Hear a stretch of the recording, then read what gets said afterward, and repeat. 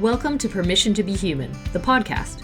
I'm your host, Mel Findlater, mother, coach, and curator of Permission to Be Human, the company and community. If you're a mom, know a mom, or want to be a mom, and you crave getting out in the world to make a difference, then you're in the right place. This is a space for moms like you to connect with yourself, your purpose, and your big, audacious dreams. Because when you feel your best, you can better you, your family, and the wider world. Let's do this.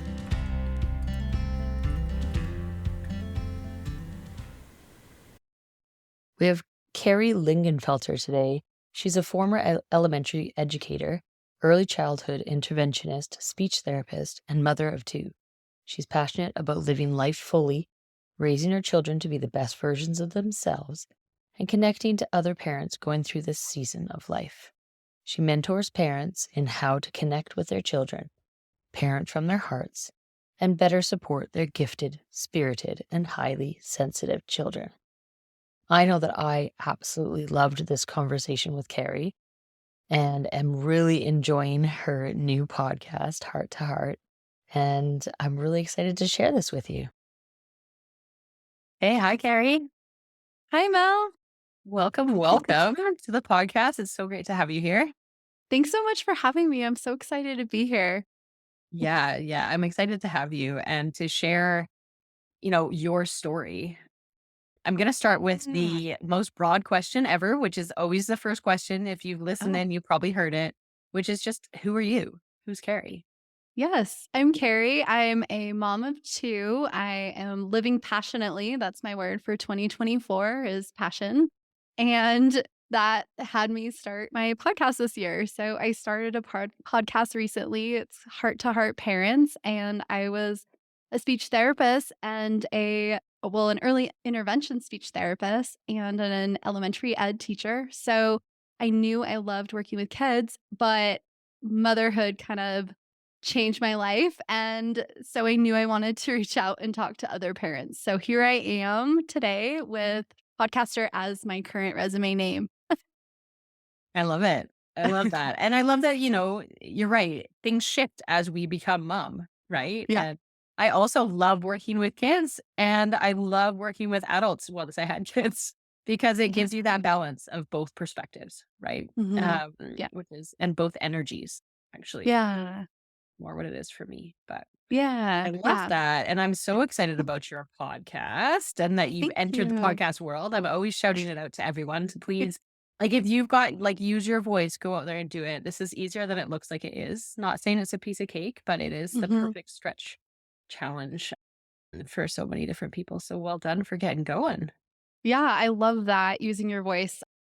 It actually was something that I needed to kind of learn from my childhood even. So I always encourage people like, come on the podcast, let's use your voice. I love that too. Yeah, and that's a great way of putting it, right? Like we all have a story out there and it's about sharing it in whatever way we feel we need to at different seasons in our life. So Yeah. yeah, perfect. Okay, so we know you're a podcaster. We know that you have done lots of work with kids in Yeah. the speech and language pathologist kind of root of things. And I know a little bit more about you, but let's get into a little bit more so everybody else does, because I think Sure. the work you're doing now is pretty cool. And whether you describe this as your work or not, maybe the work in the broader sense of the term Yeah. is the big dream. What is the big dream? So my big dream is helping sensitive and conscious parents raising sensitive and conscious kids. Also, change maker is another word for similar pieces. I've been using the concept change makers raising change makers lately. And I'm just really excited about trying to help this new era of kids that are coming up stay conscious.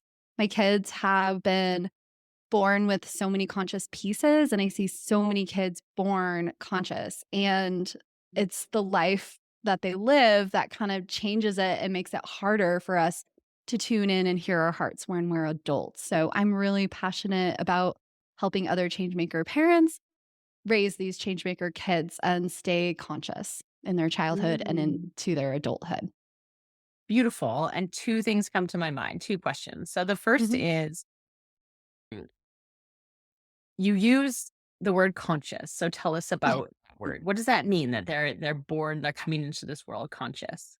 Yeah. So my kiddos have been really connected with their hearts and they they're very well, a piece of it is being empaths, right? That's my children are empaths, and so when they were born, they were very spirited and gifted and came in wanting to know the world, wanting to know why things worked, came in with a mission saying, "Mom, I wanna be an adult because I wanna make all my decisions. I'm ready." And he was, like, 4 years old. So, like, "Well, buddy, we do have to learn a little bit more about life before we can make all our choices." And so that conscious piece is being connected and hearing our intuition, hearing it early on, and learning how to calm our monkey minds, which as we're empaths and sensitive people, we can often be overwhelmed by noises or the feeling of socks on our feet, feeling of pants on our legs. And so helping our kids to work through those moments so that they can become back into the best version of themselves, back into hearing their hearts, back into connecting with mom and dad with our hearts and those other pieces. So that's what conscious looks like in our house. I think that's really beautiful. And, you know, the other part of what comes to my mind is that yes, it's us helping our kids to become and who they already are, essentially. Yes. But I feel Yes. like in what you're saying, what I'm actually hearing is learning from our kids. You know, they're coming Mhm. in with this beautiful sense of, as you say, conscious, this heart-centered way of being. Yeah. And it hasn't been kind of beaten isn't the right word, but like taken out of them yet. Right. Mhm. And Yes. as adults, it often has. And we have to relearn how to connect with that when actually Yes. maybe it's our kids. Maybe you're actually like teaching people to listen to their kids and relearn Yes. how we're kind of designed to be. Yes. Is there anything that says that I know more than my child right now? I mean, I know you need to look both ways before you cross the street. I know you need to eat your vegetables, and I'm trying to help my kids with the basics, but I'm also listening when they're telling me, "Hey mom, this school is not the right fit for me," which actually happened to us recently.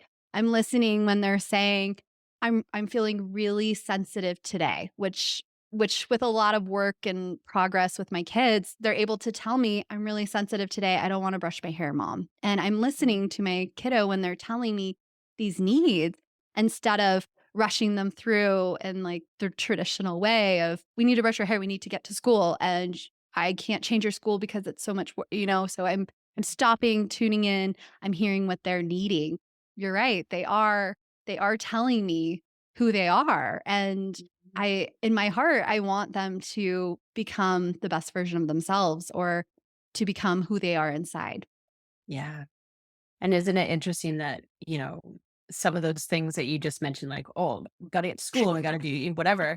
Those are being ingrained in us. Those shoulds that we have to be on time, those shoulds that, you know, we have to brush our Yes. hair before we go to school, those shoulds Yeah. that whatever it might be, actually like,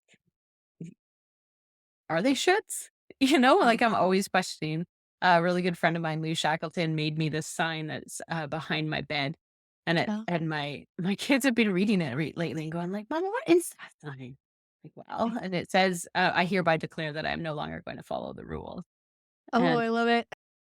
that's what I wake up to like every single day. And it's not like don't follow like, you know, there's rules that I do follow. And in Sure. fact, I'm a weird like I want to know all the rules so that I can Mhm. decide whether or not I'm going to follow them. Like it's a very important part of my life to understand what the rules are.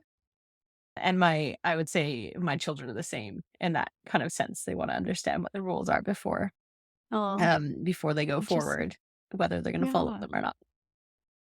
But yeah, it just brings in those rules are those shoulds, and there's some things that we've Mhm. learned as adults, such as, you know, uh, e crying is annoying, or it's, you know, there's not time for it, Mm. or we have to move faster, or whatever that my kids Yeah.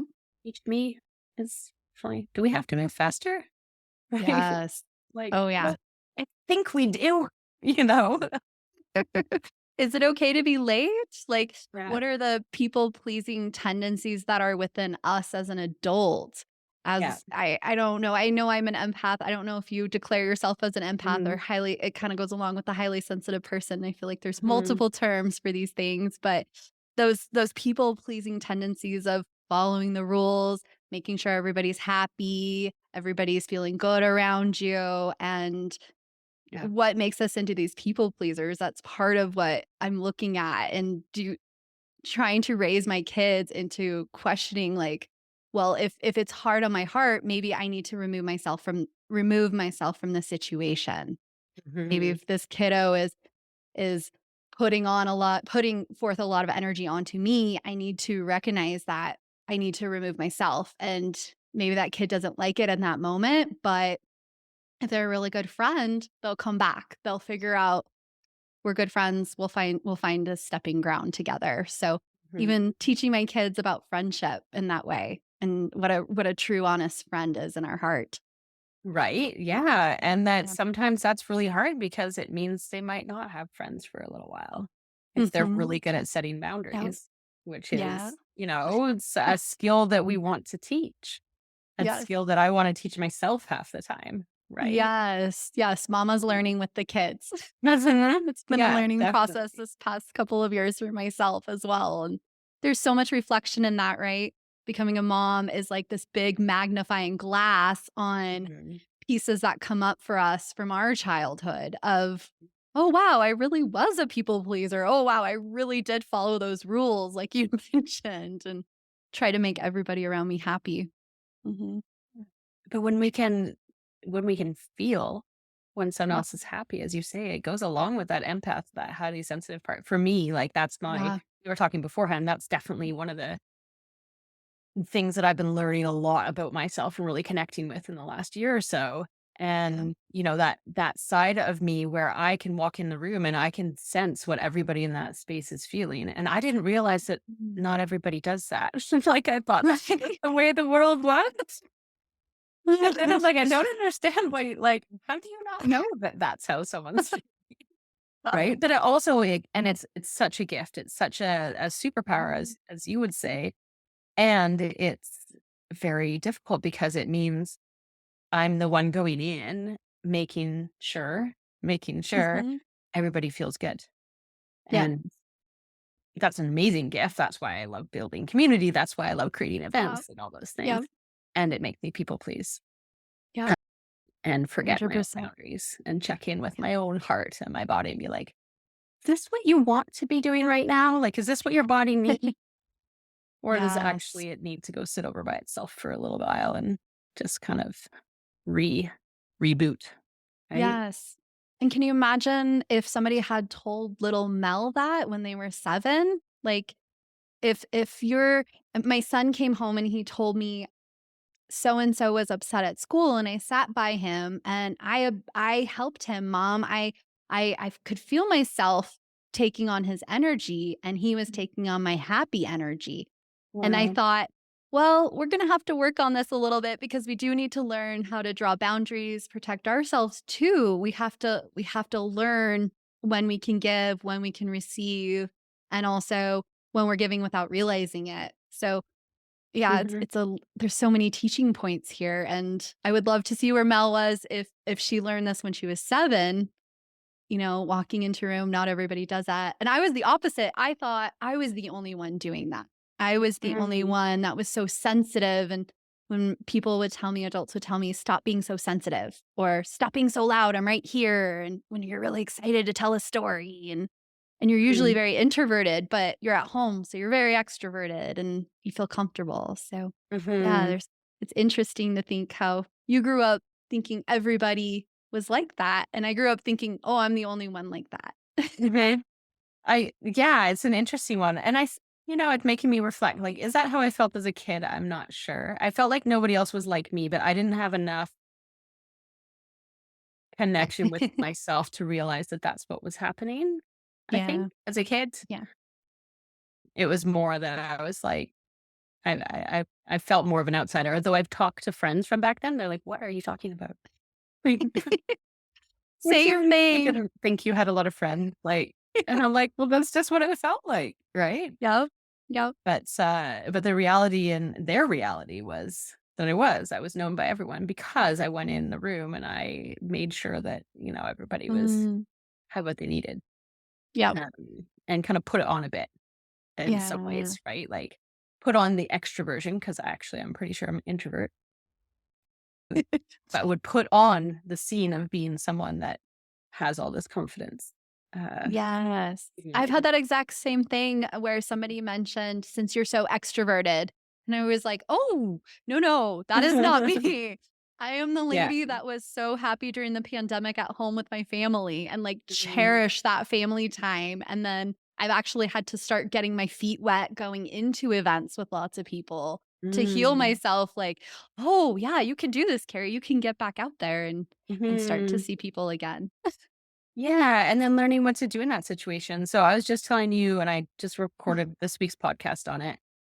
Mm. I went to the UK, and one of the reasons I went there is I was going to an amazing event called the Do Lectures, which is 100 people in a field in Wales and sleeping with strangers in tents and so much mingling and connecting. It's all about building community. It's all about the change makers in the world, the Oh doers, my listening to gosh. amazing talks. It was a fantastic event, curated very well. And it was exhausting, right? Yep. Because I was really, like, trying to play that balance of not wanting to miss out on the connection time because that's the part I'm there for. That's what I was craving, Yep. but also feeling drained because I spent so much time having those initial conversations that you have to get to the depth, right? Yep. So it Mhm. is this real balance in those situations and constantly relearning what Mhm. to do and setting those boundaries of like, actually, what I should have done is just skipped any part, whether it be the connection part or a talk or whatever it was, and Mhm. just gone for a walk at some That's point in time. And then I would true. have been more connected later on. Mhm. Um, but Learning. that's what you learn as you go, right? Yes. Um, We're yeah. all learning about the self-care and the recharging and not pushing things upstream when it doesn't feel Mhm. right. I think that's Mhm. another piece that I've been teaching my kids is if it's not flowing super well, it's time to make a change maybe, or your heart Mhm. or the universe is telling you it's time to make a change. Mhm. So, that's been a big one for us too with And it's going along so with that. interesting. And it makes me think of my family because we have a lot of anxiety. It hangs Mm. out with us a lot in this house. Sure. And then it's like, when is anxiety speaking and when is your heart speaking? And like trying to Mhm. decipher between the two. Because anxiety is like, I need all the detail. We're not doing this. This is not okay, et cetera, et cetera. It doesn't Yeah. feel good. Right. Yeah. Yeah. When you might actually really want to go and do something. Hmm. That's what heart might be saying. And how do you like, that's the big question of the universe right now for me. Right? You might not Right? be able to answer that, but how do you like decipher between the two and figure out which one's speaking? You go for a walk, you get some movement, you clear your mind, you wash dishes, and you try to stop the cycle, right? You try to just hear no chatter for a while, and Mhm, then sometimes something will come up after that, I feel like. That for me, when I can hit that zen point for a while, sometimes like, a walking meditation is a great one to mhm, try to just calm your mind. And mhm, then sometimes a new thought will come that is like related, but not the same thought that has been um, bubbling up. mhm. So that for me has been something that has been helpful is changing the channel. Yeah, Yeah. that's a really good point. And I'm smiling to myself because it's like the answer is just what my daughter teaches me every day, which is slow Oh, down, oh, love down, it. Hmm. listen, see what happens. No, she doesn't say that, but she says it with every movement and every action and Yeah. not that she takes, right? My biggest learning. Yeah. Mhm. And the hardest, I think. I Yeah. love when they're teaching us to slow down. When I was pregnant with my son, I had this visualization when I was sleeping, I think. So it might have been a dream about him stopping to smell the flowers. and me like, "We gotta go. We gotta go. Come on, buddy." And he's 9 years old and he's still stopping to smell the flowers. And I'm like, Mm, "Oh, wait, but tennis starts soon. We've gotta go." And then yeah. I just kind of changed the channel myself, like, well, what if we're a couple minutes late? It's gonna be okay. There's Yeah. no mom there that's like, you weren't on time. Yeah. You didn't And if there come. is, like, that's their conditioning, That's their right? Yep, Like, that's what it is. exactly. Funnily enough, like, this totally isn't the only reason, but I think of it that way almost now. We actually changed schools last year as well. And the Oh, school that we're in has a flexible start. And it is like the yes, we have biggest that gift that too. I've ever been given in my whole Yeah, life. I know. Right? Doesn't it just Yeah. take off that pressure? You can just breathe. You can. You can. Because like, yeah, the mornings are hard. Mornings are hard for I Mm, think every mother, every household because we've been conditioned, right? And because it's us that mhm. is looked at as if we did it wrong in the morning, not the kids. Yeah, Because, yeah, we're the ones kind of like moving them along the first few years at least. But yeah, yeah, so yeah, flexible start was like one of the best things that I think I've ever yes, had. And I think every school should have. Uh, so yeah. that's a high horse, but Flexible start and then, like, 10 minutes at the beginning of your day to just after you dropped off the kids, to mm, just breathe and reset. You can do some Reiki, you could do some meditation, but have a mhm, cup of tea, just something to reconnect with yourself because you've been giving, giving, giving, right? In a quick version. Even if you have a late start or a rolling start, like, you're still giving, giving, giving, and yeah. you have to reconnect. Definitely, definitely. I began the habit almost unintentionally, but clearly it was what was needed. Where after I drop my kids off, I don't schedule anything until at least half an hour after I get back, and ideally more like Mm. an hour, so that Yep. I can come home. I don't eat with my kids because it's often like a rushed food, Standing and eating. I just come back and I eat like a proper breakfast, which is usually the time when I want to eat anyways, about 2 hours after I've Mm. woken up. Like, my body doesn't feel ready before then, so I'm ready, I Yep, come back, I'm like, "Oh, I'm gonna have a cup of tea, I'm gonna eat this," and often I'm, like, listening to a podcast or just, like, yep, doing something to kind of get my brain starting to function and or sitting there and just eating. Sometimes yeah, that's good too, the silence.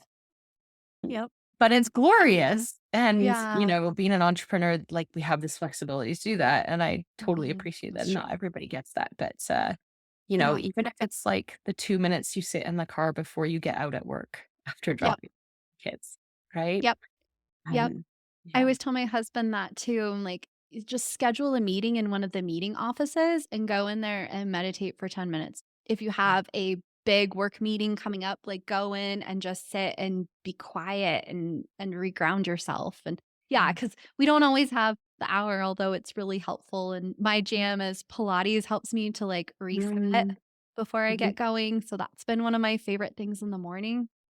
Or Yeah, yoga, those pieces where you're mindful and you're breathing and yeah, reconnecting have been really helpful. Yeah. totally. For me, this is, like, totally contradictory in some ways, but I find on the days where I struggle to really slow down because I'm in, like, efficiency mode, right? I gotta get all these things done. My hack is to do things that are both good for me and that I need in those moments Mhm. and on my list. So I take the dog for a walk, right? Because Mm, that's enjoyable for me. I'm getting in yep, nature. I'm focusing on the nature when I'm there. I'm not thinking about the 60 million other things. Like, I slow yep. down and stop and focus and notice. And then I get on with my day and I'm like, that felt good. And I get to tick those bullets over here, right? It's a little bit of both.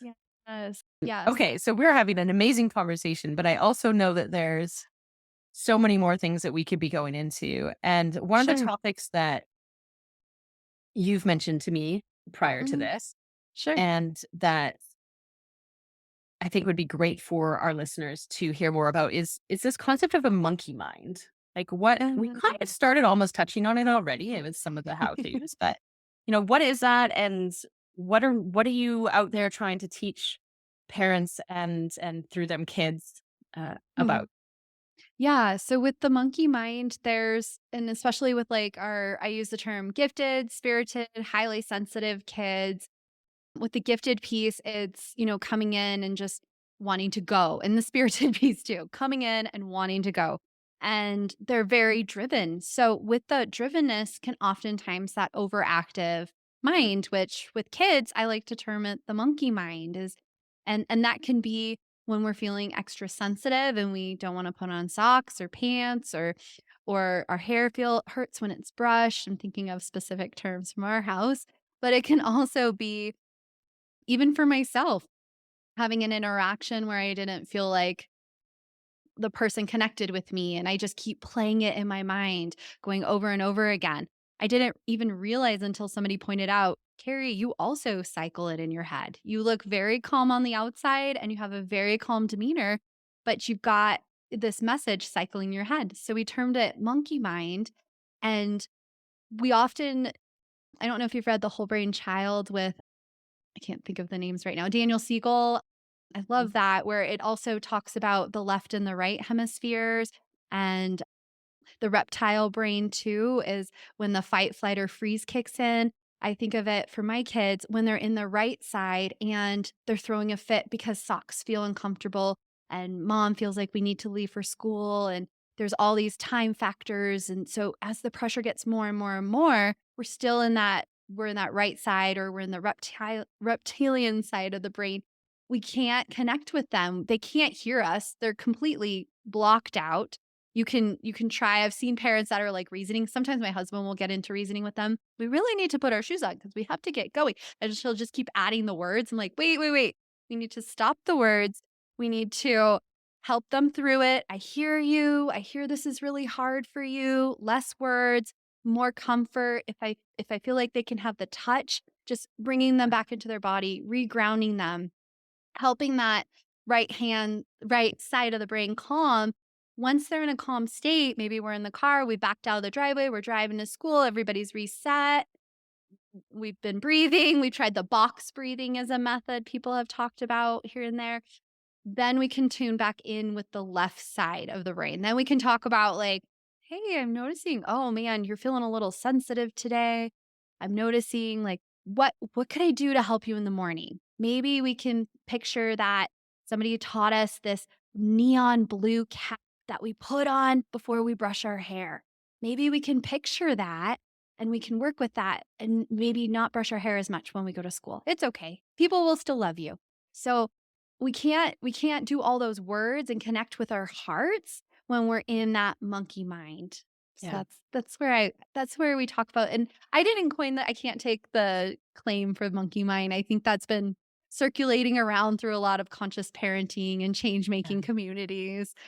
But it's one that I grasped onto because I love using some of these mind processes and understanding our mindful tools and then trying Mhm. to use kid friendly terms for them because Yeah. these are all things as we teach our kids, your body's feeling sensitive. Oh man, I can tell.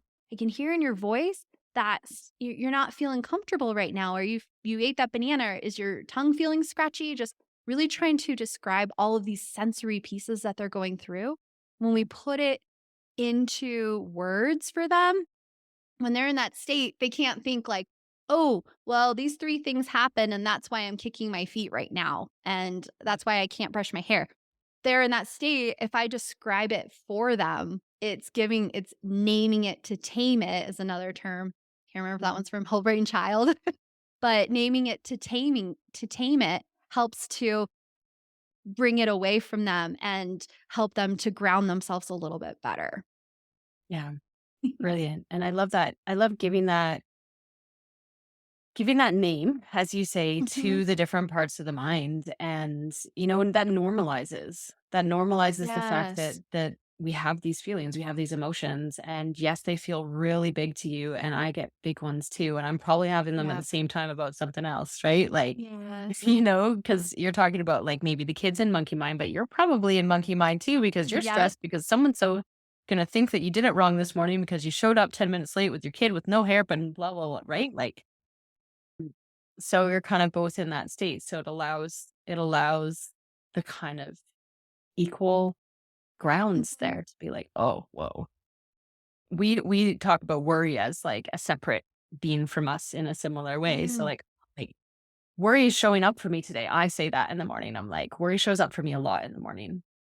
For Yes. whatever reason, it thinks that the day will go wrong if we don't go fast. Mhm. So sometimes I'm like, okay, what am I going to do with that? Like, what do I do with worry? And again, like you say, we talk about this later, or we talk about it. I actually talk about it during the time if I'm not in like full on, there's Yep. like Yep. I've got a little bit of access to both parts of my brain, right?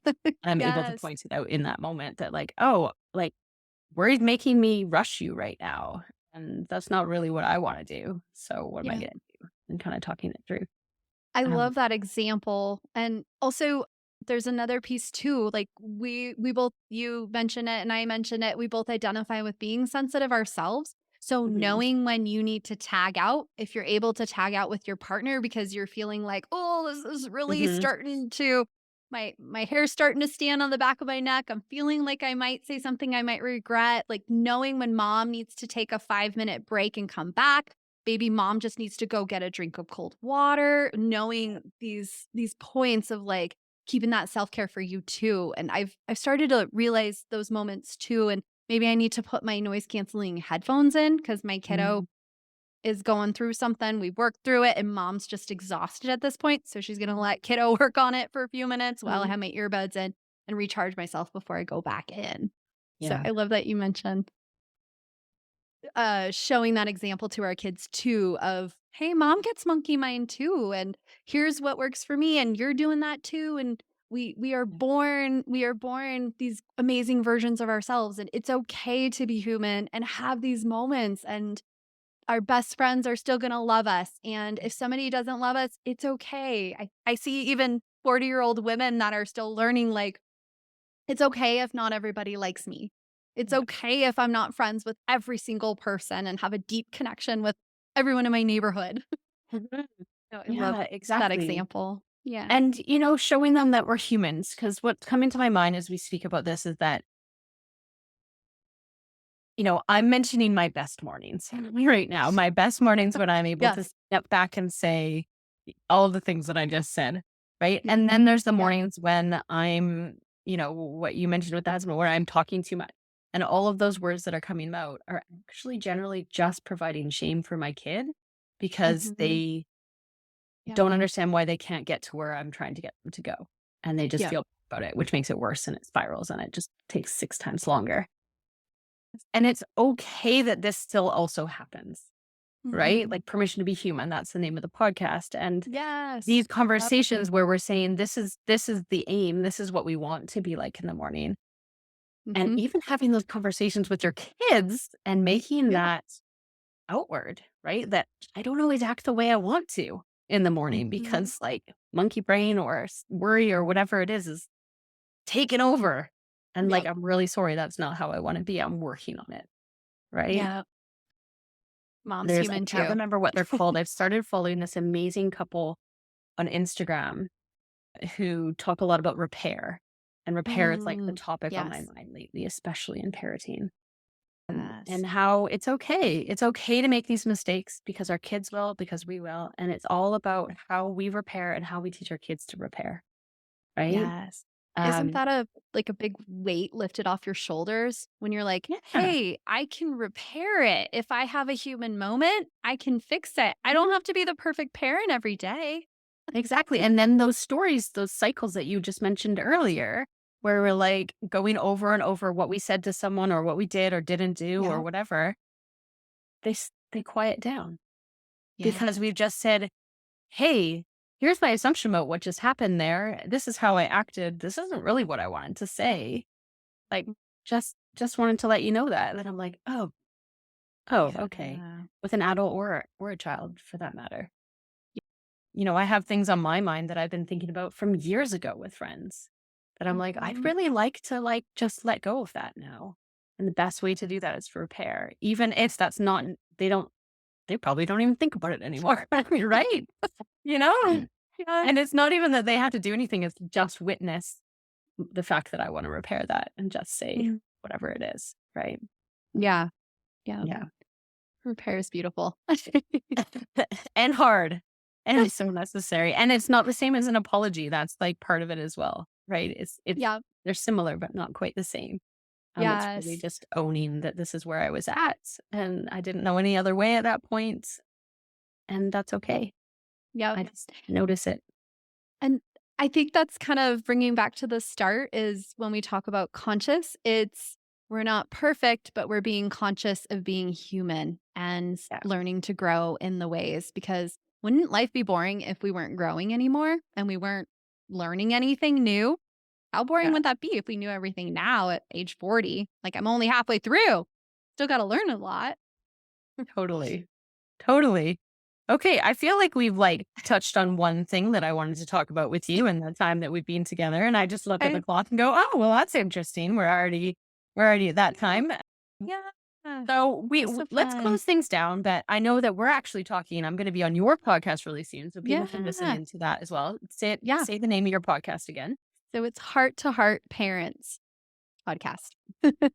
Excellent, and I think that's such a our podcasts are really complementary because mine's really focusing Yeah. on the parent themselves, and yours focuses on the kids via the parent, which is just a really lovely difference and similarity all at the Yeah. same time. So, Yeah. You can't um, have one without the other.